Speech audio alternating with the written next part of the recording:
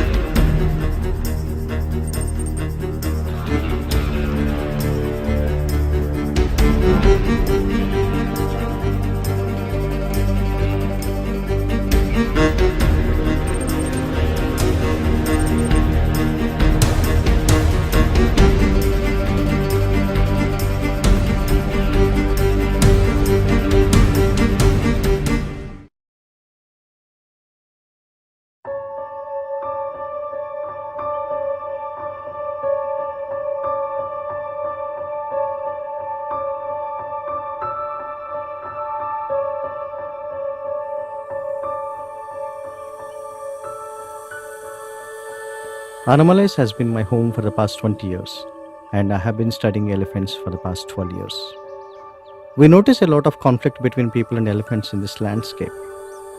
We thought we should actually address this, as it is one of the prime conservation issues here. I first met Anand 3 years ago when I was working in BR Hills. He mentioned about a project he was thinking of starting, which looked at interactions between elephants and people. It sounded really interesting, so I came here for a few days to take a look. I've been here since then. People are very tolerant of elephants. They actually love elephants. But what they fear is for their own safety, which is a legitimate demand.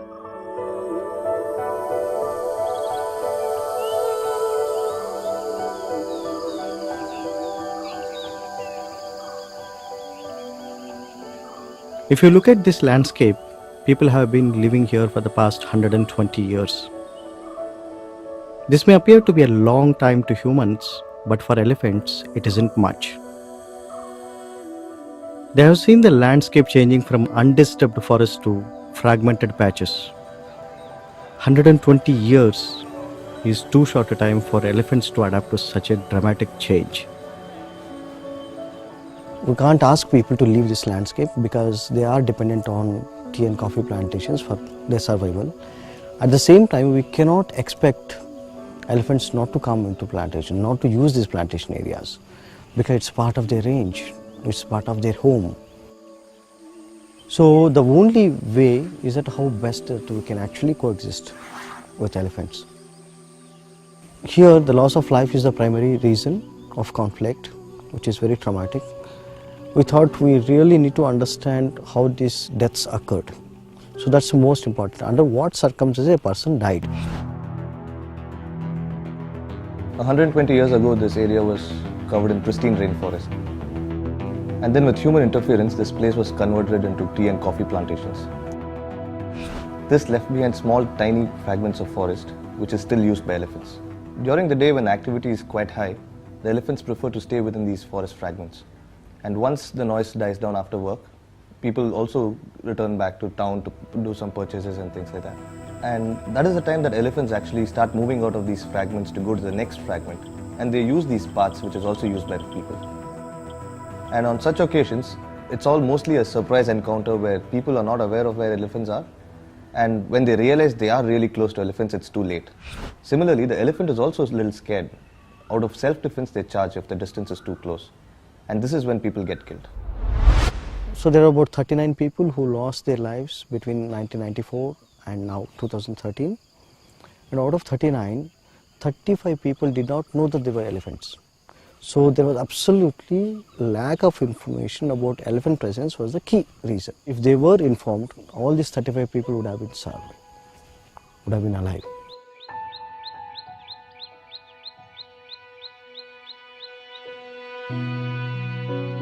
We started tracking elephants in plantations to understand their behavior.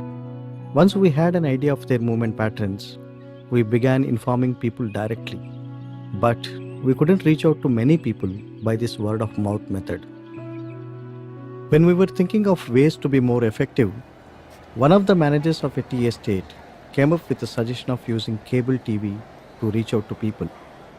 Many people were already watching Valparai television channel back then. So this was a great way of communicating elephant location information to all of them.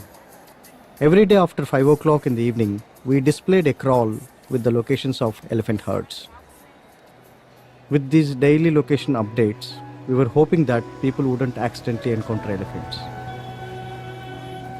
The cable network was a good start, but over a period of time, people switched over to satellite television. The viewership for cable TV dropped. Luckily, at the same time, mobile phone connectivity in these hills began to improve.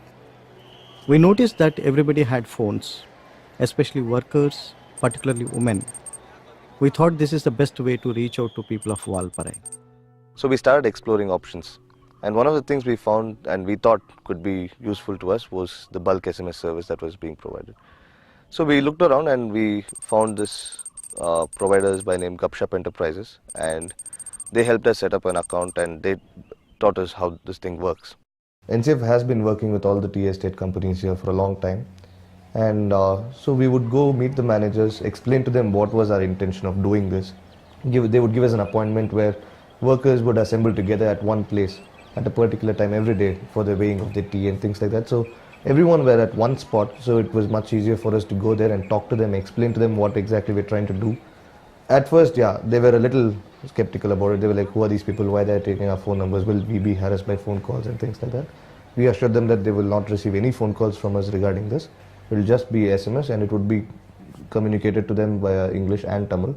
So that was also one of their concerns. They're like, we don't know to read English, so what are you going to do about it? And we said, we will be sending it in Tamil as well.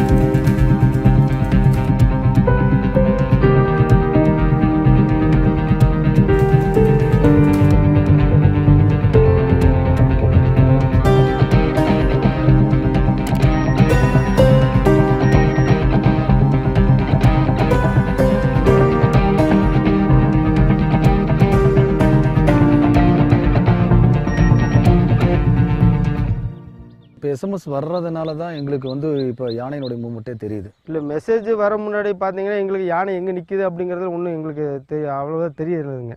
SMS alert அந்த மாதிரி எல்லா precautions முதல்ல கொடுத்துட்றாங்க. கரெக்டாக 5:30க்கு எங்களுக்கு அது வந்துடுது, message வந்துடுது. அப்போ நாங்கள் நைட்டு ஓட்டுறோம். நைட்டு ஓட்டும்போது இந்த இடத்துல எனக்கு யானை நிற்கிது, கொஞ்சம் பார்த்து கவனம் போங்கன்னு சொல்லி மெசேஜ் வரனால எங்களுக்கு நல்ல ஒரு இந்த மெசேஜ் வந்தனால எங்களுக்கு நல்ல ஒரு திருப்திகரமாக வண்டி ஓட்டுறதுக்குலாம் ஒரு சந்தோஷமாக இருக்குது.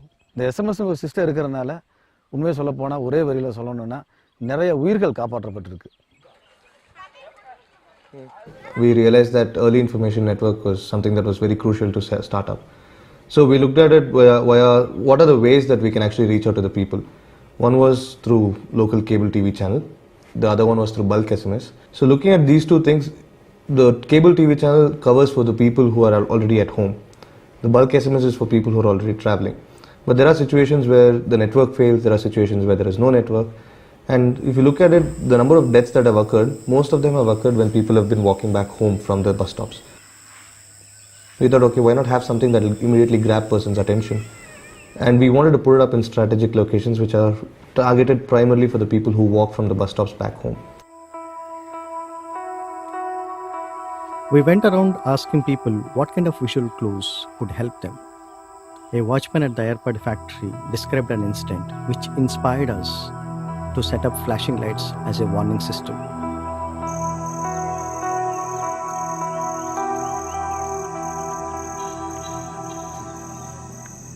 This incident took place around 4 o'clock in the morning near the factory.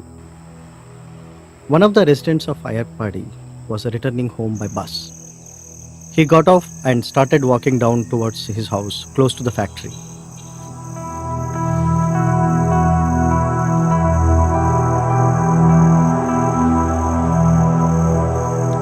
At the same time, the watchman also saw some elephants walking up towards the direction of this man. The watchman started flashing his torch to alert the person. On seeing the flashing light, the person realized that there were elephants close by, and he turned around. Elephants walked up, crossed the road, and moved away. If the watchman had not used his torch, there would certainly have been a fatal incident. After hearing this story, we realized that flashing lights could be a great way of warning people who did not have access to SMS network.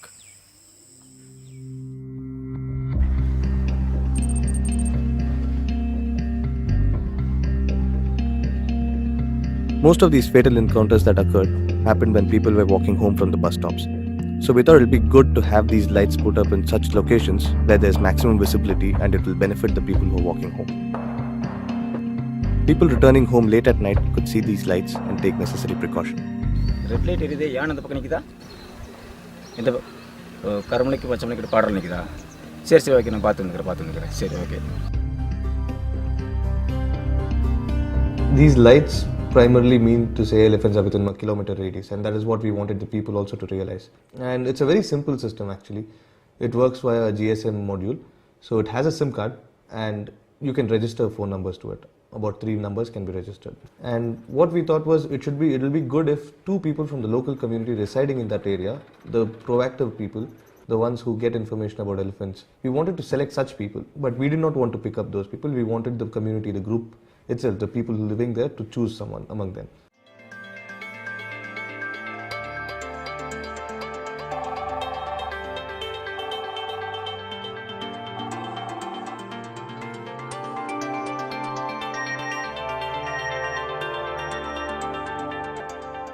So within a month of installation of any of these lights, they started doing it by themselves. Gradually, about 4-5 months down the line, they started taking it up completely by themselves. Now in a year, maybe we just switch on the lights maybe 5 or 6 times in a year.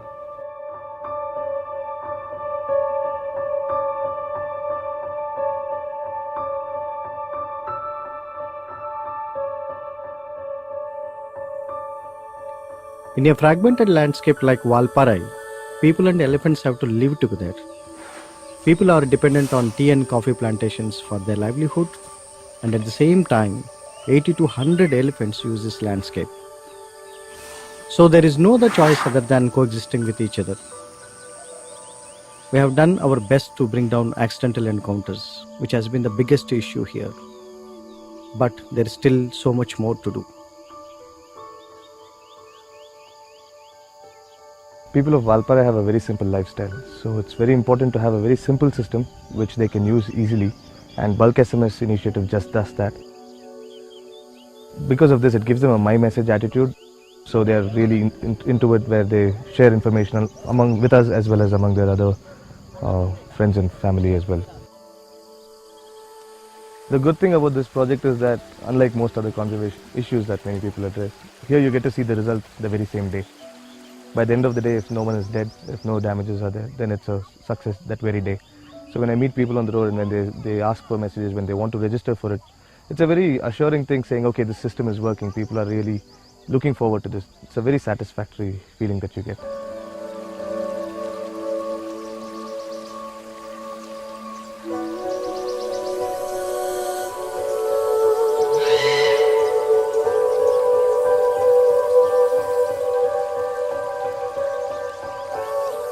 There are no problem elephants in this landscape, but there are problem locations which would require a different approach to address the conservation issue on ground, because coexistence is a journey, not a destination.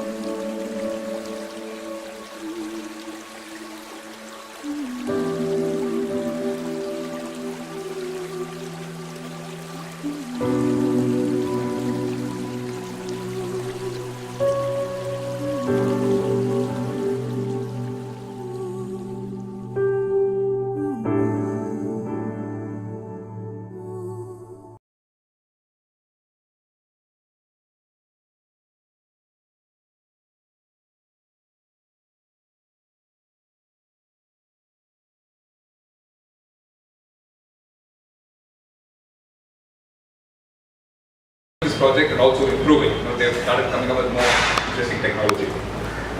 It's also won a few awards, so I think generally it's a good thing. So, are there any questions that I can answer?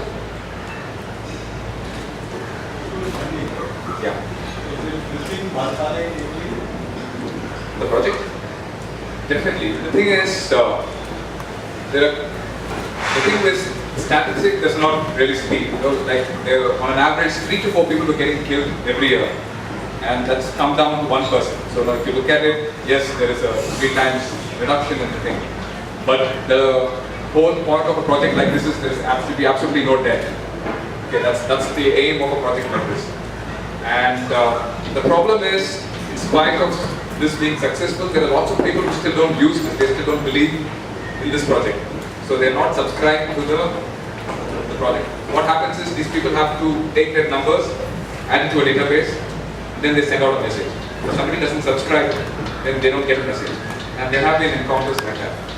But one thing that's really happened is the number of dangerous encounters has come down. Even though the number of deaths might not be very obvious, the number of encounters has definitely come down.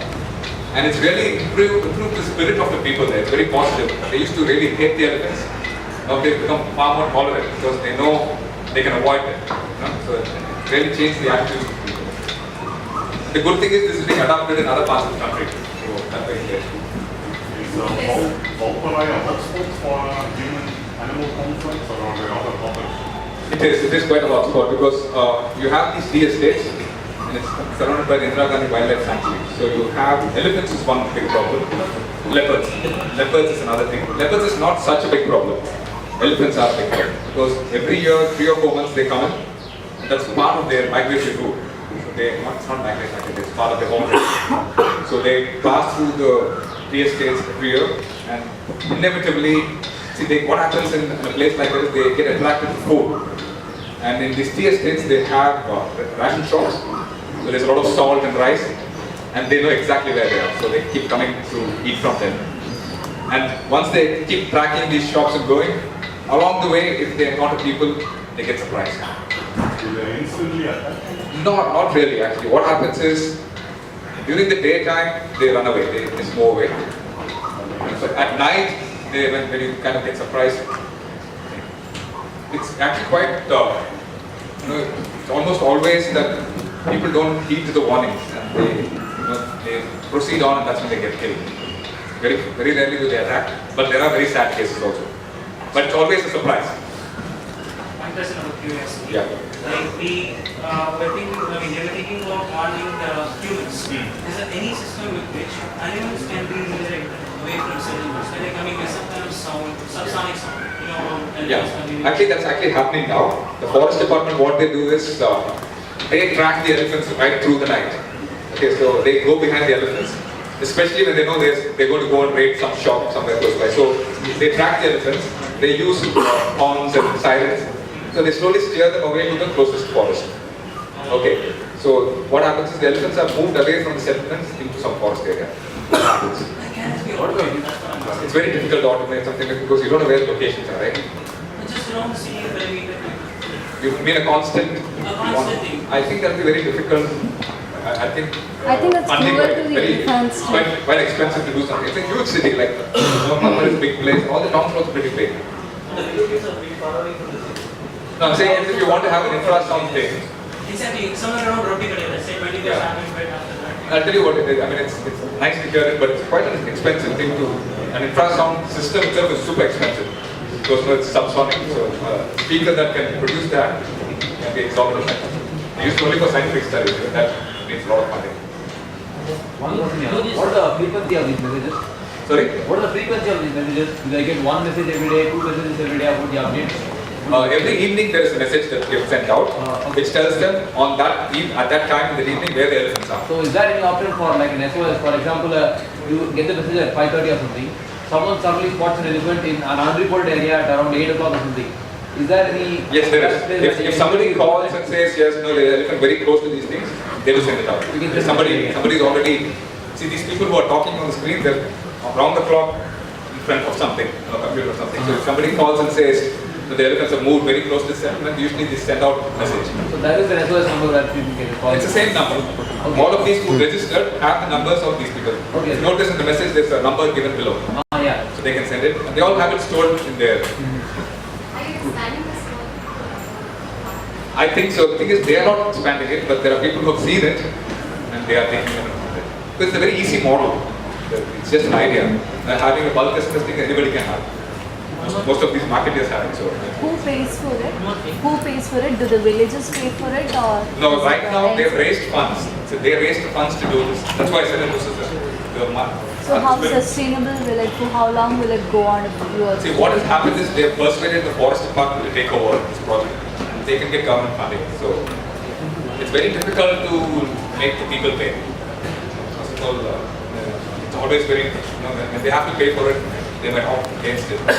And it's not huge money, but it's very labor intensive. Somebody has to be there full time. Once it's set up, it's easy to do it, but somebody has to be there also. Yeah. For having a record of animal population, they would be having a RF tag installed in those animals. Right?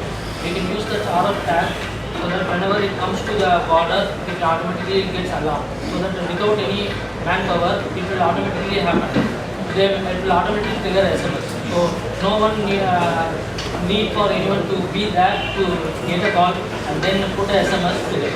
Instead of that, we can use that. True, I agree. It's a nice idea, but what happens is elephants are Schedule 1 species. These are highly endangered animals. So to touch an elephant, even to tranquilize it, requires the Government of India permission. So what happens to track and you have to tranquilize the animal or have to shoot at it. No? But I think they should be having some animal population. How they count the animals? Yeah, they can count it, but to physically do anything to an animal requires the Government of India permission. So when you're doing an RF tag, you have to put it under its skin, right? So that requires a huge set of permissions, and it's a very big process. Right now, it's quite elegant because, see, one thing is the technology and the ease of doing it. The second thing is to use the community. See, here, when people see an elephant, they call immediately and they inform. So that actually builds a sense of alertness. Okay, so that is very important in the survival part of it. If people are all alert, there's less chance of any death happening. If everything is automated, you tend to ignore. So that actually helps in the whole process. These elephants crossing through the TSA, is it just trying to get from point A to point B, or do they actually come and research it? See, the thing is, they raid the ration shops and all that. Is it just binge eating raiding the ration shops, or is it because they're starving in the forest that they're coming in? no, they're not starving the forest. It is binge eating also. Okay, but the truth is, what is now TSA was 100 years ago all forest. And elephants have, you know the structure of the elephant herd, right? It is a matriarch. Yeah. It's a very old animal who's probably already been through these areas. So they learn trails through it. So it's probably part of their home range. So they keep coming back in the same route every year. So they don't come in searching for food, but they come in because they know that this is part of their range. But once they're in there, they learn about the ration shops. They know it's easy food. So they do binge. So they don't have to, but they do. If they do happen to binge, do the locals violently hit the animal or something? No, they generally go away, but what happens is an elephant trying to get into a house is, you know what happens to a house, right? So they do that and they just completely rip over the house, which is not a problem for the people because these houses belong to the DSA. So they don't get damaged. But the fact that they come close to human habitation puts everybody at risk. So they'll come raid it, there might be somebody trying to walk back home at that point. That's where the accidents happen. It's not because they come to raid, it's just that they come very close to. Excuse me. Yeah, a question just out of this elephants, like regarding human-elephant conflict. Like recently we had a tiger which was shot dead. So the issue was going on for I guess a 1 week time. Yeah. So what could a wildlife conservationist done to avoid the death? To avoid the death is a very difficult question to answer because it's a far more complex problem. What happens is in border areas where avoid the death of the tiger. Avoid the death of the tiger. That's more sensitive. You have to put sense in the people then. Because I'll tell you, off the record, it's as much requirement as it is to appease the public. Sometimes these things are done to win public appeal also. So what could have been done? Many things could have been done. They could have caught it and put it in a zoo. But it's more political than that. Okay, this is a little beyond or out of context of this whole film and the conservation thing, but a lot of trekkers here and we go into the jungles at times and all. So we may not get SMS alerts, but it's just since you've written that you're living with animals as a subject and all. What ideally you think a layman can do if you actually come, in front of an elephant, and what I mean, chances might be very bleak, but still, is there a way that what is the ideal thing you suggest a person? Ideally, you should be good enough not to come in front of you. Okay? No, that's what I said. I'll tell you why. There's lots of signals that they give. You have to be listening. They make a lot of sounds, rumbles. So unless you're totally ignorant of the jungle craft, that's the only reason why you would come close to it. So if you're going into a place where there are elephants, you better know how to. Okay. Second thing is, if you come surprised, there are many theories. Okay, one thing is to run downhill, but if you run flat line, it's screwed. Okay. Second thing is to run zigzag. Again, I think it's stupid. The best thing to do is to try and get out of sight, if you can. And the thing is, if you're surprised, and what they do is they trumpet. Again, that's when you've lost it because your nerves fail you completely. So if you can keep your cool, and if you can turn back and run as fast as you can, that's the only advice I can give. So honestly, there are no rules to it, because at this point, it depends on how your brains are working. Okay, I used to keep telling about a story when I almost got killed by an elephant. Absolutely, it was like 20 feet away, and I didn't know, like I've been in the forest for quite some time, I just didn't realize it. And in the moment, I just saw it in the corner of my eye coming straight at me, and I've never run so fast in my life. And the lucky thing is, I was wearing my chappal, so I left it behind and I ran. And there was a turning, so immediately I had gone off the road, so there was no visibility. So I think that's why it stopped chasing me. But I could hear a lot of growling and rumbling. And about an hour later, they came back and took my chappal was completely gone. The whole area was trampled. So if I had not run that fast, I would probably be there. Sara, how do you differentiate between a mock charge and a silent attack? A mock charge, as I said, it's very, very You can say lots of shaking. What they do, they hit their trunk to the ground. And then it takes. But there is no such thing as they attack silently. Okay, they don't unless you're so close to them that they're surprised. Okay. What I thought was one of them gets alert, the rest of the man also gets surprised. So you're crossing there, silently waiting by the side, and then I'll tell you, they're not serial killers. I don't think they think about killing the people at all. Okay, 100% I can guarantee you, because I've been dead by that. But the thing is, what happens is when an elephant herd feeds, they're not in one location. They keep spreading out. So you might see one animal here, and you might just turn and run this side, but there might be other animals there. That's the problem. It's not that they're waiting for you there. you listen to them, but the moment one of them is alert, all of them go silent. That is the problem. That's because they are communicators, they're not communicating happening. Sometimes when they're alert, they send infrasonic sounds. You won't hear them. They'll just hear a little bit of sound and they get alert. Usually, when they are in a place of, when they're threatened, that's when they communicate like that. If they're just a little disturbed, they won't bother. They just listen to you and they just go back. So honestly, it's always when you overstep that you get attacked. 100%. It's never when they see you from a distance they're coming for you.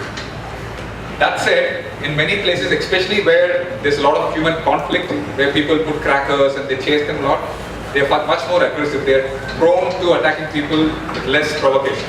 Whereas in a proper jungle, most of the time they are scared of you, so they just run away. Unless they have very young calves, which they try to defend.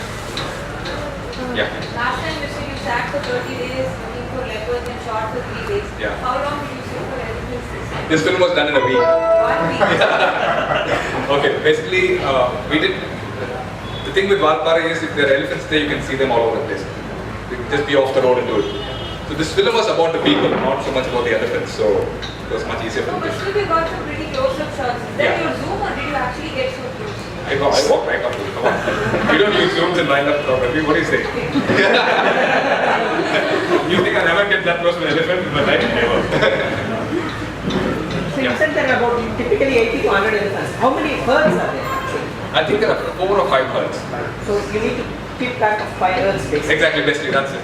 Do these numbers, number of herds go up every, like, if the numbers increase, like 1 lakh to 1 I'll tell you the number of elephants keeps fluctuating, but the herd numbers is kind of constant. I think from their data, it's very consistent. In fact, they are so good at predicting, they know exactly where it's going to be in the next few days, to a certain degree. So they know when it's going to come to the plateau, and in these dates, where will it be. So they are pretty predictable in their thing. But the numbers vary, and it doesn't, I'm saying if it's 5 herds, it doesn't mean all 5 will be unique ones. So some of these animals will move from here to here. So it's not like there will be 5 groups of elephants. There will be elephants all over the place. Okay, like these lights and alerts are like basically for the community there. But what about like for a third person like me or like a passerby who just traverses through that place? Like, do they get educated at the checkpoint itself or something? Not really. The thing is with Valpara there's lots of traffic going up and down. So I'm telling you, we've seen some absolutely mad people. Once we were filming it, and there was this elephant. In fact, the elephant that Anand, he comes and studying that, right? That elephant was grazing there. So this first one guy came down. Then a lady with I think a 1-year-old kid.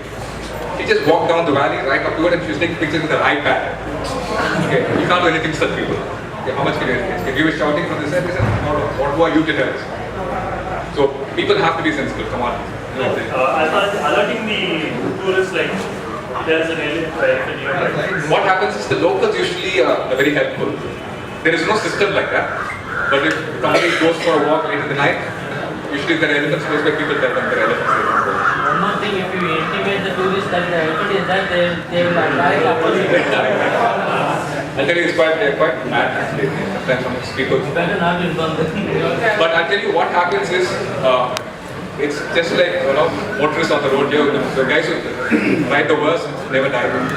Same thing with these things with the elephants that let you get very close to them, don't attack. It's the elephants that you try to get close that kill you that you'll never know. And what about the negative implications? Like, is it like an alert thing that to the poachers that there is an elephant nearby?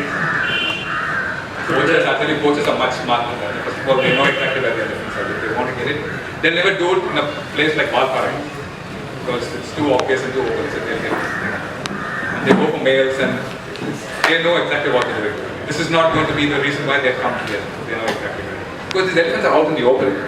Go to Valparai, you can be on the road and you can see elephants on the other side. So seeing the elephants is not a problem. It's at night when it's a problem. Once the lights go down, you don't know where they exactly are because they'll quickly move and then you don't get there.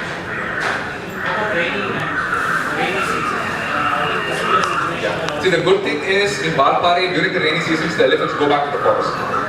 So they're not in the plateau. Okay, so that way they're very predictable. But rainy season would be a nightmare. It's a problem. Yeah. Is this being extended to other states in the country? It is definitely slowly catching up. Lots of people are, they've been contacting this project and they've been asking for advice. So it's slowly catching up.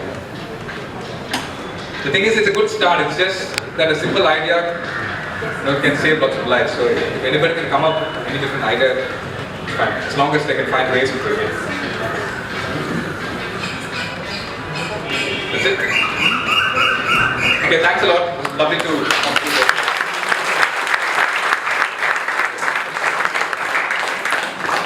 I request Shankar to give away a small memento to Sara.